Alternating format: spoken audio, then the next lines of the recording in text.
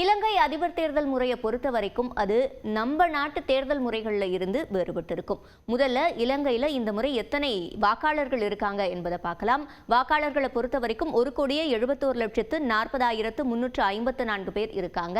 இதில் கிட்டத்தட்ட 52% பேர் பெண்கள் என்று சொல்லப்படுகிறது.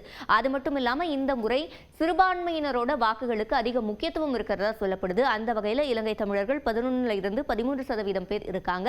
முஸ்லிம்களை பொறுத்த வரைக்கும் 9.7% பேர் இருக்காங்க. அடுத்ததா இந்த தேர்தல் ஏன் முக்கியத்துவம் பெறுதுன்னு பார்க்கும்போது இதுவரைக்கும் எந்த தேர்தலையும் இல்லாத வகையில் அதிகபட்சமா 38 வேட்பாளர்கள் களம் காண்றாங்க. அதே மாதிரி எல்லா தேர்தல்கள்லையும் பெரும்பாலும் இருமுனை போட்டி தான் இருக்கும். இந்த முறை மும்முனை போட்டி இருக்கு. ரணில் விக்ரமசிங்க, சஜித் பிரேமதாச, அனுரகுமார திசநாயக்க இவங்க மூவருக்குமே நிறைய வாக்குகள் கிடைக்கும்னு எதிர்பார்க்கப்படுது. அதே மாதிரி 50% வாக்குகள் பெறும் வேட்பாளர் தான் வெற்றி பெற்றவரா அறிவிக்கப்படுவாங்க. ஆனா இந்த முறை அது யாருக்குமே கிடைக்காதா அப்படின்ற ஒரு கேள்வியும் முன்வைக்கப்படுது.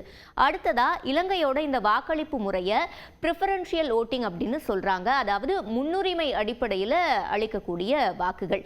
அது எப்படின்றத பார்க்கலாம். இப்போ உதாரணத்துக்கு மொத்தமா ஒரு 10 வாக்காளர்கள் இருக்காங்கன்னு வச்சுப்போம்.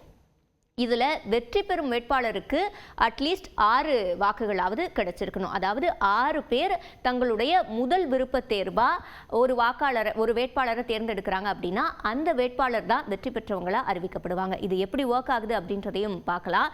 இப்போ உதாரணத்துக்கு ABCDன்னு 4 வேட்பாளர்கள் இருக்காங்க. இதில் இவங்களுக்கு எப்படி விருப்ப தேர்வு வரும் அப்படின்றத பார்க்கும்போது ABCD இந்த 4 வேட்பாளர்களுக்கும் இப்போ கிடைச்சிருக்கக்கூடிய வாக்குகள் பார்த்தோம்னாக்கா 4, 3, 2, 1ன்னு போட்டிருக்காங்க.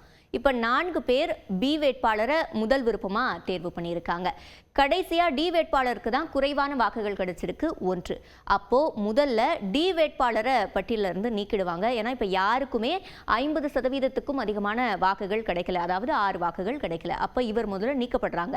இப்போ இந்த ஒரு வாக்கு இரண்டாவது விருப்பமாக யாரை தேர்வு செஞ்சுருக்காங்க அப்படின்றது பார்க்கப்படுது. அது B வேட்பாளர். அப்போ அந்த ஒரு வாக்கும் B வேட்பாளருக்கு கொண்டு செல்லப்படும். அப்போ அவருக்கு 4+1 5 அப்படின்றது தான் வாக்குகள் கணக்காக இருக்குது.